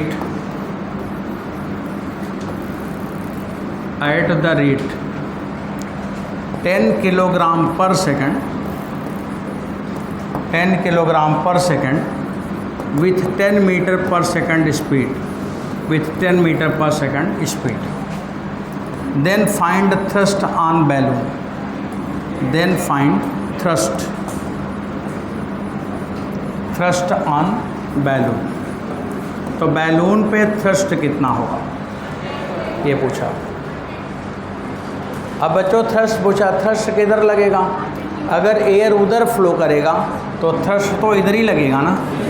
अब इधर फोर्स लगेगा, इधर बैलून भागेगा, और एफ का मान कितना है, formula v into d m upon d t. हम लोगों को कौन कौन सी वैल्यू दी है, दोनों दी है। तो बच्चों एफ बराबर लिखा हुआ वी का मान 10 और D m upon d T का मान 10, और ये बराबर हो गया 100 न्यूटन। नीट पिछले साल, इसके पहले वाले साल में एक क्वेश्चन दिया था, उसमें भी यही सवाल दिया था। उसमें सवाल ऐसा लिखा है कि m किलोग्राम 1 सेकंड में मास रिलीज हो रहा है v स्पीड से, तो बताइए फोर्स कितना लगेगा। तो लिखा है m किलोग्राम 1 सेकंड में विथ स्पीड v। आप जब PYQ खोलेंगे तो 7 या 8 नंबर का क्वेश्चन है ये, तो उसमें उसका आंसर डायरेक्ट हो गया। उसका ऑप्शन लिखा हुआ mv/2, mv²/2, ऐसे तमाम ऑप्शन दिया है। तो बच्चों इसका आंसर तो हो गया ना, क्या हो गया, mv। 1 सेकंड में m हो गया और v स्पीड दे दिया।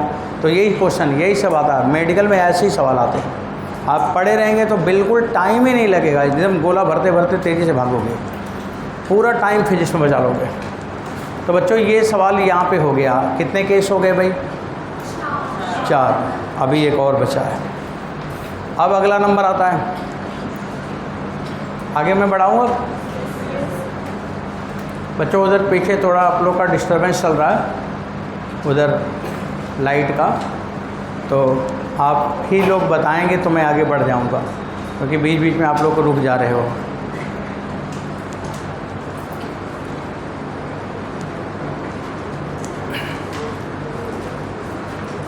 ये 4th नंबर हो गया। आगे बढ़ाऊँ? चलो, अब 5वें नंबर में क्या लिखना चाहिए मेरे को? वहाँ पे वेलोसिटी कांस्टेंट है, अब क्या कांस्टेंट होगा? Mass constant. चलो लिखो 5वां नंबर। बच्चों 5th नंबर है मास कांस्टेंट। आप बताइए, अब जिसको बताना हो बताइए। अगर मास कांस्टेंट है तो F बराबर क्या होगा? m dV/dt। आगे 0। अब बच्चों ये आया F = m dV/dt।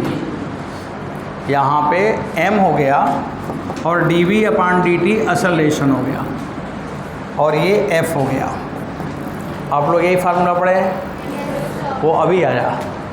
इसके पहले आपने इतनी बात सीखा और अब आया वो जहाँ से आप शुरू करते थे। तो यहाँ पे F बराबर ma आया। ये F नहीं होता। कभी भी हम फोर्स की बात नहीं करते, हम जब भी बात करते हैं नेट फोर्स की बात करते हैं। तो बच्चों हम कोई एक बॉडी को ले लेंगे और उस पर कितने फोर्स लग रहे हैं, सारे फोर्स इकट्ठा करना है। और उसके लिए ये फार्मूला न्यूटन ने F बराबर ma नहीं लिखा था, न्यूटन के बाद वाले न्यूटन लोगों ने लिख दिया। अगर आप न्यूटन के हिसाब से बात करोगे, मैं कभी भी F की बात करूं तो हम कौन सी फोर्स की बात करेंगे? नेट फोर्स की बात करेंगे। तो बच्चों यहाँ पे मैं वर्ड में लिख देता हूँ F नेट बराबर ma। कितना बॉडी लिया है? एक बॉडी। कितने फोर्स लिए हैं? All the force. बॉडी कितना है? सिंगल। और उस पर फोर्स कितने हैं? All the force. और बॉडी कितना है? सिंगल, वन बॉडी, एक बॉडी। इसका मतलब जो सिस्टम है उसमें से एक बॉडी को अलग करना, उस पर लगने वाले सारे फोर्स को दिखाना, और तब ये वाला ला लगेगा F नेट बराबर ma। वाइट्स name is free body diagram. जब मैं कहूँगा कि फ्री बॉडी डायग्राम बनाना है तो तुरंत आपके दिमाग में आना चाहिए ये केवल किसके लिए लिखा है बच्चों? फ्री बॉडी डायग्राम बनाने के लिए बस। तो आप यहाँ पे लिख सकते हैं फ्री बॉडी डायग्राम। कभी कभी टीचर से जब आप सवाल पूछते हैं तो वो टीचर बोलते हैं कि इसका फ्री बॉडी डायग्राम बना लो। आप सुन के चले आए, सोचते हुए जा रहे हैं कि फ्री बॉडी डायग्राम बना लो, फ्री बॉडी डायग्राम बना लो। अब समझ नहीं आ रहा किसका डायग्राम बना लो। तो फ्री बॉडी डायग्राम यही, वो टीचर ये बोल रहे हैं कि ये फार्मूला तुम लगा दो, एक बॉडी को ले लो और उस पर सारे फोर्स को दिखा लो, तुम्हारा आंसर आ जाएगा। यही है फ्री बॉडी डायग्राम। अब बच्चों इसको यूज़ हम कैसे करेंगे? एक हम एग्ज़ाम्पल लेते हैं F नेट बराबर ma का। एग्ज़ाम्पल यहाँ दिखाऊंगा। एग्ज़ाम्पल इसका नाम है एटवुड मशीन। शुरू में इसे लोगों ने एटवुड मशीन लिखा था, इसको जो मैं लिखने जा रहा हूँ। कभी कभी पुराने ज़माने वाले टीचर कोई होंगे, पेपर बना रहे होंगे, सीनियर टीचर, तो हो सकता हो कि वो एटवुड मशीन लिख ही दें क्योंकि वो वही पढ़े हैं। तो एटवुड मशीन माने सिंपल पुल्ली। क्या? सिंपल माने सिंगल पुल्ली, एक पुल्ली का सवाल, उसे बोलते हैं एटवुड मशीन। बच्चों मैंने ये पुल्ली लिया, आप लोग ज़रा बताते जाएंगे ये पुल्ली कैसी पुल्ली है? मासलेस। कैसी पुल्ली? तो मासलेस तो होगा नहीं कोई, मतलब नेग्लिजिबल मास। और फ्रिक्शनलेस पुल्ली। कैसी पुल्ली? Frictionless pulley. तो पुल्ली के बारे में लिखना हो तो लिख सकते हैं मासलेस एंड फ्रिक्शनलेस। कहीं किनारे लिखते रहो पुल्ली, उसके आगे लिखो massless and frictionless. Theoretical question आपके जो गलत होते हैं ना, वो यही सब गलत होते हैं। और पूछेगा कि पुल्ली कैसी है तो बोलेंगे लो ये तो पढ़े ही नहीं थे। पढ़ाए थे टीचर, और उस समय आप सवाल के प्रेशर में थे, उसे इग्नोर कर दिया था। आपके दिमाग में था कि जल्दी से कैलकुलेशन कर लूँ, और जो बीच के पॉइंट्स थे वो मिस करते चले जा रहे थे, इसलिए थ्योरी प्रॉब्लम में आ गई। तो यहाँ पे पुल्ली के बारे में आपने जान ली, मासलेस और फ्रिक्शनलेस। बच्चों ये स्ट्रिंग कैसी है? ट्विस्टलेस। ट्विस्टलेस, ट्विस्टलेस माने ऐंठन नहीं है, वो घूमेगा नहीं बॉडी, ट्विस्टलेस। और मासलेस और नॉन स्ट्रेचेबल। स्ट्रिंग की क्वालिटी क्या मैंने बताई? ट्विस्टलेस, मासलेस और नॉन स्ट्रेचेबल, ये स्ट्रिंग की क्वालिटी है। स्ट्रिंग के आगे ये 3 पॉइंट लिख लेना कहीं पे, अपना नोट सेल्फ बनाते रहा करिए। अब बच्चों M1 और M2 मैंने लिख दी, ये A है और ये B है। इसमें लिखा है if M2 greater than M1 then find acceleration, tension और टेंशन डैश। 3 चीज़ पूछा। एक बार मैं फिर बता दूं, पुल्ली कैसी है बच्चों? मासलेस और फ्रिक्शनलेस है। स्ट्रिंग कैसी है? मासलेस है, ट्विस्टलेस है, नॉन स्ट्रेचेबल है। मतलब स्ट्रिंग में मास नहीं है, ऐंठन नहीं है और वो स्ट्रिंग एक्सपैंड नहीं होगा, फैलेगा नहीं। ये नॉन स्ट्रेचेबल का मतलब है। ठीक है, अब थोड़ा आगे जाएं आप। अब इस सवाल को मैं लगाऊंगा बच्चों, बस ये सवाल आपका पहला भी सवाल है और अंतिम भी सवाल है। इसके बाद मैं कोई सवाल नहीं बताता हूँ, आप देखोगे मैं कुछ नहीं बताऊँगा आपको, आप ही से लगवाऊँगा। बस इसी को देख लीजिए जो भी देखना हो। इसके बाद फिर आप मेरे हिसाब से चलेंगे, फिर उसी को बोलते हैं कि जादू चल रहा है। सवाल नहीं, जादू हो रहा है, कितना तेज़ी से क्वेश्चन बढ़ रहा है। अब इसे मैं एक्सप्लेन करता हूँ, आप ठीक से देखेंगे। मैंने क्या लिखा है? M2 M1 से बड़ा है। तो अगर M2 M1 से बड़ा है तो बच्चों ऐसे तो घूमेगा, तो अगर ऐसे घूमेगा तो मतलब ये नीचे जा रहा होगा एक्सेलरेशन A से और ये ऊपर जा रहा होगा एक्सेलरेशन A से। रस्सी में टेंशन T होगा और यहाँ भी एक रस्सी लगी है यहाँ, और यहाँ को मैंने क्या लिखा है? T dash. देखो T डैश भी लिखा है ना मैंने, तो मैंने T डैश ये पूछा है, T ये पूछा है, A ये पूछा है। देयर आर 3 क्वेश्चन, A कितना है, T कितना है और T डैश कितना है, ये तीनों पूछा गया।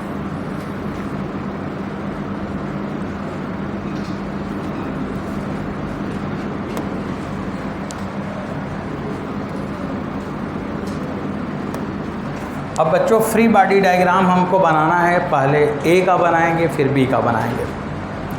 जिनको फ्री बॉडी डायग्राम का आइडिया होगा वो बताएंगे मुझे।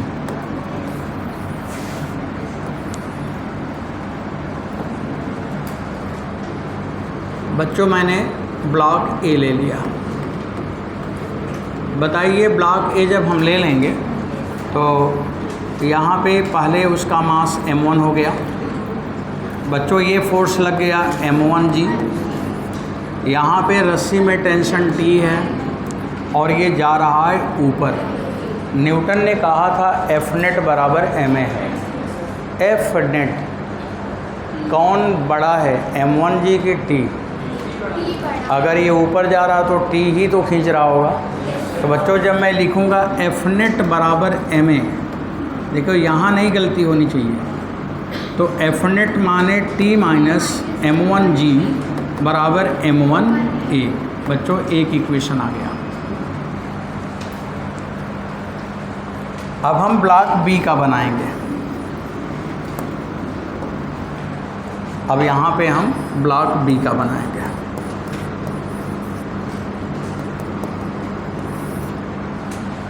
अब ब्लॉक B का देखो, यहाँ पे मास M2 है और यहाँ पे टेंशन T है और यहाँ पे M2G है और ये किधर जा रहा? अपवर्ड नहीं, डाउनवर्ड। बच्चों इसके लिए ना ऐसे इक्वेशन बताना ज़रा, नहीं वैल्यू M2G माइनस T बराबर M2A। आपके पास 2 इक्वेशन और 2 अननोन लग जाएगा। आप इन दोनों को सिंप्लीफाई करेंगे। हम यहाँ पे लिख रहे हैं फ्रॉम फर्स्ट एंड सेकंड। बच्चों एक बार फर्स्ट और सेकंड को प्लस करोगे आप डायरेक्ट लिख दो, ये करने पे आएगा, टी से टी कट जाएगा और ए का मान हमें मिलेगा m2g माइनस m1g अपान m2 प्लस m1 या m1 प्लस m2, कुछ भी लिख लो। तो बच्चों a बराबर हम लिखेंगे m2 माइनस m1 अपान m2 प्लस m1 इंटू जी। ये a का मान आ गया।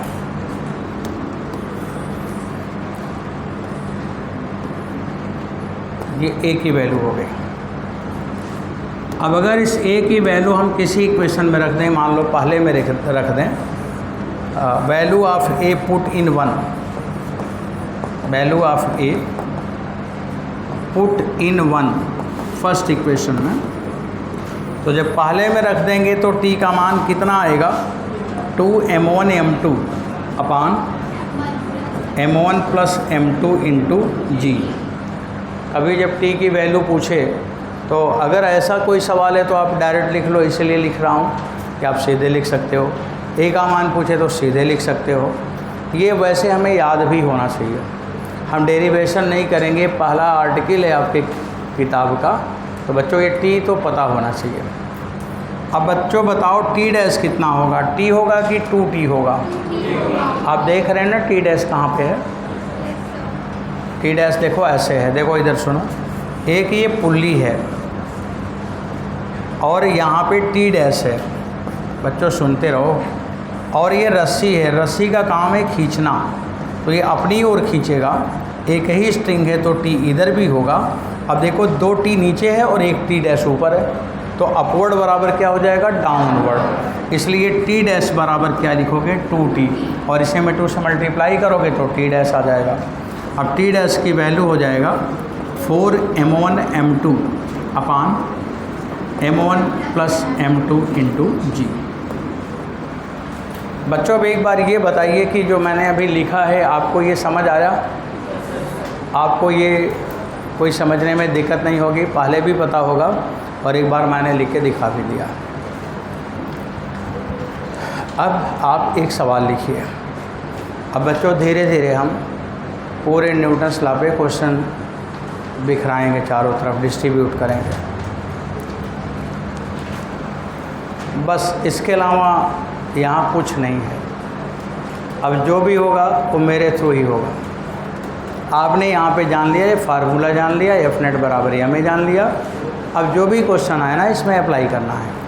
आइए मैं एक सवाल ले लेता हूँ बच्चों, अब थोड़ा न्यूमेरिकल पे फोकस करेंगे। देखो एक सवाल ये दिया है बच्चों, सुनते रहेंगे। ये पुल्ली है, ये पुल्ली हो गया, चलो पुल्ली आ गया, और यहाँ पे ये स्ट्रिंग है और ये भी स्ट्रिंग है। इस स्ट्रिंग पे मैंने मास m सस्पेंड किया, और इधर बच्चों एक मंकी है, ये इसका भी मास m है, मंकी का भी मास m है और पत्थर का भी मास m है। सवाल में लिखा है मंकी ऊपर की तरफ एक्सेलरेशन a0 से जाएगा। मंकी है तो जाएगा ही, मंकी तो लिविंग थिंग है, वो तो जिधर मन है उधर भाग जाए। तो मंकी ऊपर जाएगा, एक्सेलरेशन कोई वैल्यू दे रहा हूँ उससे मंकी ऊपर जाएगा। तो जब मंकी ऊपर जाएगा तो पूछा गया है कि इस रस्सी में टेंशन क्या होगा और ये ब्लॉक का अपना एक्सेलरेशन क्या होगा। मंकी का मेरे को देना है, ब्लॉक का एक्सेलरेशन पूछना है और रस्सी का टेंशन पूछना है। बच्चों इस किनारे उधर किया जाए इस सवाल को पहले, और स्टेटमेंट लिखा जाए। If monkey moving upward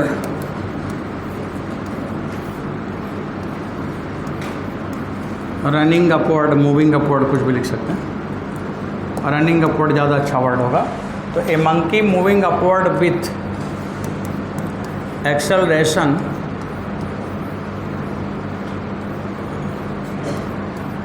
A not relative to string, वो स्ट्रिंग के ऊपर चलेगा तो स्ट्रिंग के रिस्पेक्ट में, relative to string. Then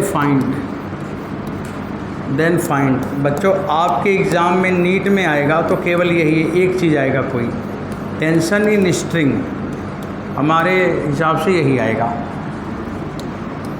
tension in string, यही इतना पूछेगा। दूसरा मैं लिख भले दे रहा हूँ, acceleration of block, acceleration of block, ये क्वेश्चन है। सवाल में कुछ चेंज हुआ, पहले दोनों रुके हुए थे, इस बार एक रुका और एक दौड़ने वाला इंसान मंकी आ गया, कुछ बदला ना बात। बच्चों इस सवाल को मैं लगाऊंगा, टाइम थोड़ा सा कम है और 4-5 मिनट मेरे को भी लगेगा बताने में। आप एक बार सवाल को तो थिंक कर लो, सवाल को बना लो, थोड़ा सोच लो कि क्या करना चाहिए और फिर तब आगे बढ़ें। बच्चों अभी जो आपका सिम्टम है अभी सही है, ऐसे ही नॉर्मल स्टेट क्लास में मेंटेन करेंगे, क्योंकि ये जो लाइव क्लास है ना, इस समय यूट्यूब चैनल पे क्लास जा रही है और आप लोग बीच बीच में बोलते भी रहे और मैं भी बोल ही रहा हूँ। अब जो बच्चे सुनेंगे वो समझ जाएंगे कि क्लास सर की लाइव क्लास ऑफलाइन क्लास चल रही थी, तो आप ही के बैच में मैंने यूट्यूब क्लास लगवाया। क्यों? क्योंकि आप लोग सिंसियर बच्चे हैं, शांत रहते हैं, आपके क्लास में बढ़िया से चीज़ें हो जाती हैं, इसलिए इसमें मैंने लगवाया। ठीक है, तो ये बात का ध्यान रखेंगे कि आप अपने उस वैल्यू को बनाए रखेंगे, क्योंकि सारी क्लास इसी पे चलेगी, इसी बैच में।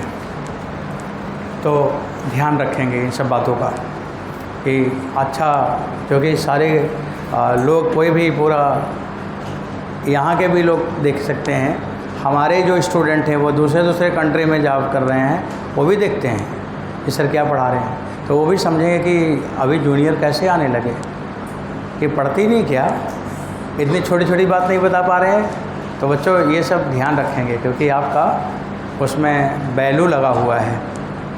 चलिए आगे मैं बढ़ा रहा हूँ सवाल की तरफ। इसमें लिखा है कि मंकी का acceleration relative to string A naught है।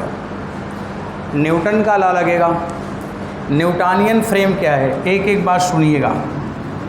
पहले हमें ये समझना है कि न्यूटनियन फ्रेम क्या है। न्यूटन्स लॉ ऐसा नहीं कि जहाँ मन में आए वहीं लगा दोगे। न्यूटनियन फ्रेम अर्थ है, मतलब सभी चीज़ अर्थ के रिस्पेक्ट में पढ़ना है। तो बच्चों यहाँ लिखा मैंने न्यूटनियन फ्रेम। एक सवाल ये भी है कि न्यूटनियन फ्रेम क्या है, अर्थ है, और ये इनर्शियल फ्रेम है, अर्थ पे ऑब्जर्वर भी होगा, इनर्शियल फ्रेम है। अब बच्चों आगे फिर बढ़ाता हूँ बात। ये बताइए मंकी ऊपर जाएगा कैसे? अगर मंकी की जगह आपको जाना होता तो आप क्या करते? आप वही करते हैं ना, रस्सी खींचते कि नहीं। और जब ये रस्सी मंकी खींचेगा तो तुरंत असलरेशन रस्सी में ए आ जाएगा, और जो असलरेशन इसमें आ जाएगा वही मास में आ जाएगा। रस्सी चल दी और रस्सी को इसने नीचे खींचा और खुद ऊपर जा रहा है, कितने असलरेशन से? A naught. और ए नॉट असलरेशन क्या है? Acceleration of monkey relative to string. और ये ए क्या है? Acceleration of string relative to earth. दोनों असलरेशन समझ में आया? स्ट्रिंग का फ्रेम अर्थ और मंकी का फ्रेम स्ट्रिंग। न्यूटन का लॉ पढ़ना है ना, तो मंकी का भी फ्रेम अर्थ होना चाहिए।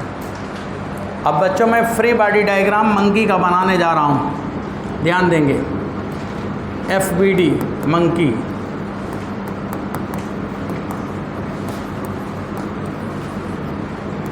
बच्चों मंकी किधर जा रहा है? ऊपर। रस्सी का काम खींचना, टेंशन T, इसका मास mg, बताइए बच्चों, अगर मंकी ऊपर जा रहा तो टी बड़ा है कि एम जी बड़ा है?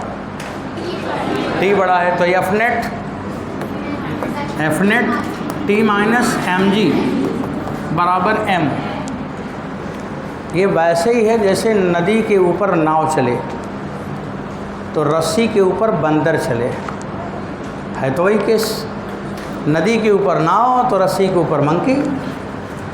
अब अगर नदी और नाव अपोजिट चले तो प्लस वेलोसिटी आता था कि माइनस? जोर से बताओ, माइनस आता था। अब यहाँ पे मंकी जा रहा है ऊपर और रस्सी जा रहा है नीचे, तो बताइए अपोजिट चल रहा है कि नहीं? तो प्लस आएगा कि माइनस? क्या आएगा? माइनस आएगा। मंकी ऊपर जा रहा है इसलिए उसका एक्सेलरेशन ज़्यादा ही होगा, तो a not minus a equation number 1। बच्चों कोई डाउट किसी को? अब आपको बताना है free body diagram of block. बच्चों लोग ब्लॉक, अब ब्लॉक को देखो, ब्लॉक किधर जा रहा है? ऊपर जा रहा है। अगर ब्लॉक ऊपर जा रहा है तो टेंशन टी ऊपर की तरफ है, इधर की तरफ है, और इधर क्या होगा? एम जी होगा। तो बच्चों कौन बड़ा है, टी बड़ा है कि एम जी बड़ा है? टी बड़ा है। अब आप फिर लिखवाओगे, क्या लिखवाओगे? टी माइनस एम जी बराबर क्या हुआ? M A. अब ये इक्वेशन 2 आ गया। दोनों को ध्यान से देखो, देखा? क्या देखा? दोनों का लेफ्ट बराबर तो राइट अपने आप बराबर। तो बच्चों यहाँ लिखेंगे फ्रॉम फर्स्ट एंड सेकंड, लिखो लेफ्ट लेफ्ट बराबर राइट राइट। तो आ गया एम ए नॉट माइनस ए बराबर एम ए, और यम यम कैंसिल। तो बच्चों ए नॉट बराबर 2a। देखो असलरेशन स्ट्रिंग का कितना आया? मंकी के असलरेशन का ठीक हाफ। ए का मान आ गया। अब अगर टी निकालना होगा तो क्या करोगे? हैं? मैं पूछ रहा हूँ क्या करोगे? बोल रहे हो नहीं लिखेंगे। किस में रखोगे? सेकंड में रखो, सेकंड में आसान लग रहा है। अब बच्चों फ्रॉम सेकंड क्या लिखोगे? टी माइनस एम जी बराबर एम ए का मान ए नॉट बाई 2। तो बच्चों स्ट्रिंग में टेंशन आया M of g plus A naught by 2। Finish. सवाल समझ में आया? अभी ये वाला क्वेश्चन हो गया बच्चों। अब यहाँ पे हम लोग को क्लास रोकना है आज। अब अगले क्लास कल है ना क्लास? हाँ, कल दोपहर में क्लास रहेगी, ठीक है? पार्ले बिस्किट विस्किट खा के बैठना सही से, हाँ, ताकि बॉडी एक्टिव दिखे, क्योंकि कल बहुत काम है, बहुत कॉन्सेप्ट्स हैं, बहुत सारी बातें हैं। फिर तब आपको मैं पुल्लीला पढ़ाऊँगा जो टोटली मेरे हिसाब से चलता है फिजिक्स। ठीक बच्चों, मॉड्यूल के सवाल जो जो होते जाएंगे ना उसे करते जाना।